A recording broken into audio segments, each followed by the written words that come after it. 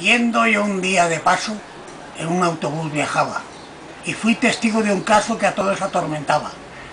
Viajaba allí un pobre viejo que no tenía consuelo porque le había caído de la boca un caramelo. El pobre hombre lloraba inquieto y desesperado, y aunque mucho lo buscaba, el caramelo no fue hallado. En el autobús la gente le miraba y sonreía.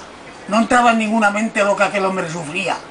Se agachaba, rebuscaba, se volvía a levantar y aunque a todos molestaba, el caramelo no lo podía encontrar. Yo le dije muy sincero mirándole con piedad: tenga usted dinero, vaya usted a comprarse más. El hombre se emocionó y me dijo agradecido: le doy las gracias, señor, pero no me ha comprendido. Me miró con desconsuelo y me dijo con ternura: es que va en el caramelo pegada a mi dentadura.